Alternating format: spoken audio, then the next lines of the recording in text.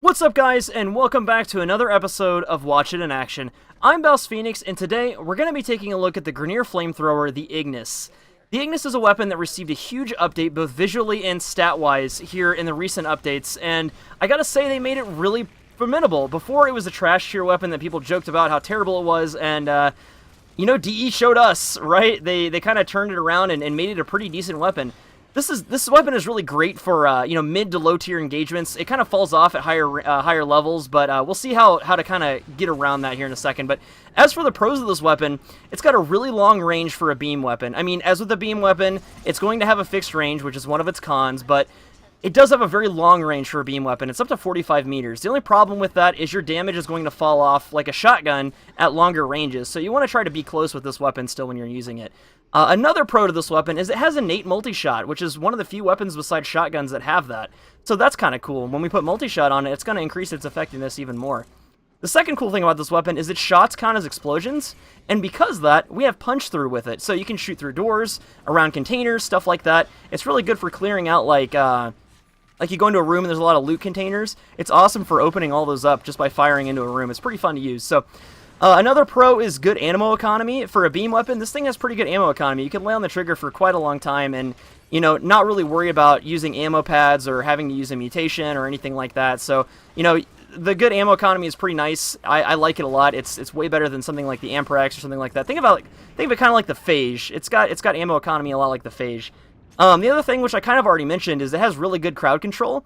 Due to its high status per second, if you put Blast on this weapon, it's going to be knocking down rooms of enemies, which is pretty nice. It opens them up to ground finishers, and that can be pretty awesome. So, good CC, good status, innate multi-shot, punch through, I mean, good ammo economy. It's a pretty solid weapon. The one big thing, though, is it falls off against, you know, high-level targets. And like I said before, I was going to show you how to get around that. The way that I do it is I tend to use Banshee a lot, because she's got those sonar spots. If you have a sonar build, basically what sonar does is it allows enemies to take extra damage whenever a weak spot on them is triggered, and that's going to be indicated by that glowing color of whatever your energy color is. So the cool thing about Ignis, as I said before, the explosion, the shots count as explosions, and that's going to trigger those weak points a lot. So you're going to be doing some pretty spectacular damage if you're using this with Banshee. Another way around that is to use Ember.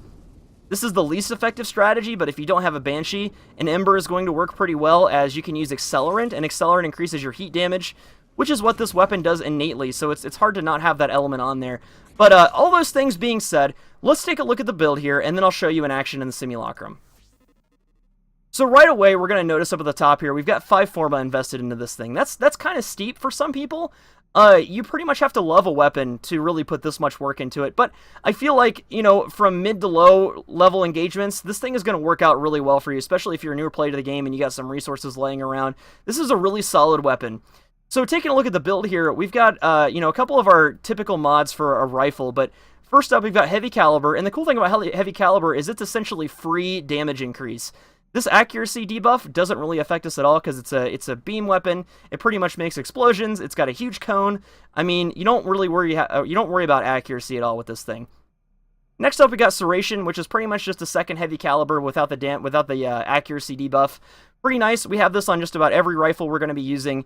Split Chamber is going to add to this weapon's innate multi-shot and make it even more effective, which is really nice.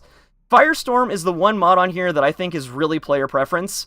I like this mod a lot because really what it does is it increases the blast radius of those explosions and really utilizes the effectiveness and the crowd control capabilities of this weapon. Now, if you don't like Firestorm or you don't have one, what you can do is you can swap out for a mod called Sinister Reach.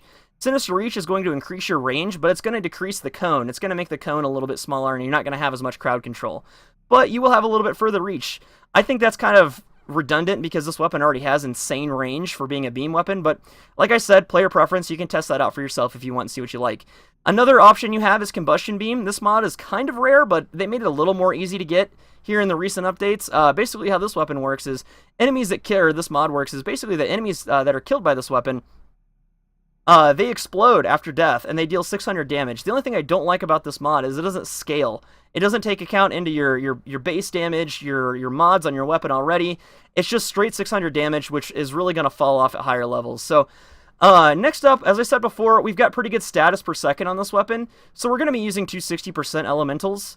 And these are going to give us a buff to damage, or buff to elemental damage, as well as a buff to our status per second here. So I use 2 of them because I feel like any more than 2 is just going to lose us some DPS. So I rounded out the build here with a couple 90% elementals, and I'm pretty happy with how it performs. So all that being said, let's take a look. Let's go out to the simulacrum here and spawn some guys, and I'll show you how this weapon works. I'll show you without a Banshee, without using the sonar, and then I'll show you with using sonar. I'll show you how this weapon changes. So we're going to spawn a couple of these corrupted ancients here, because these are going to be pretty plentiful in the void. You're going to be seeing these guys a lot. They're pretty much a huge pain in my ass, but you know, you do what you can. You try to take them out as quickly as possible. Next, we're going to use a pretty common enemy in the void here, corrupted butchers, and then just some corrupted lancers, because why not, right? So this is a pretty good smattering of enemies that you would encounter in the void. Now, if you want to use this weapon against infested, I highly recommend using a gas build. That's going to help you out a ton. Infested are really weak to gas, so that's going to, you know, give you a little bit of an advantage there. So I'm going to use silence so these guys don't instantly kill me, and then I'm just going to immediately, you know, jump in here and show you how this works. As you can see, man, that's a lot of zeros. These ancients are just trivializing our damage, and they're really hard to kill. I mean, we've almost unloaded an entire clip on these guys, and they're not going anywhere. So what I want to do next is I want to show you how this weapon performs with sonar going on. So we're going to cast our sonar here and put our little spots on these guys. You notice instantly that we're doing insane amounts of damage, 300 or 30k. I mean, it's pretty ridiculous how much damage we're squeezing out of this thing. It's gonna make, you know, it's gonna make these guys a lot easier to handle if you've got a good Banshee hanging around with you. And the cool thing is too, if you're using a sonar build, you're going to trigger those weak spots and put them on more enemies, making them even easier to kill. But you saw how difficult it was to take down some level 90 enemies. This is about the average level of, you know, your typical sortie. So if you're taking this weapon into the sortie, I would bring something like a Banshee or, you know, your Ember or whatever. But all that taken into consideration, all that being said, guys, this is pretty much the Ignis. I mean, it's a pretty fun weapon to use. It's great for crowd control. I use this weapon a ton when I'm helping people farm Auric and Deerlicks, when I do the exterminations looking for the vaults, because this just destroys those lower level infested. Really, really satisfying weapon to use. But I hope you guys learned something from this video. I hope you got a lot out of it. I really appreciate the support that I've been getting from you all lately. It's just been overwhelmingly awesome, and I can't wait to make more content for you. Until that happens, though, I will see you guys at the next video. Don't forget, you can find this weapon up on BouseFeenux.com with a full text description as well as a picture of the build, so you don't have to keep watching the video over and over again. But I'll see you guys later. Thanks a lot for watching.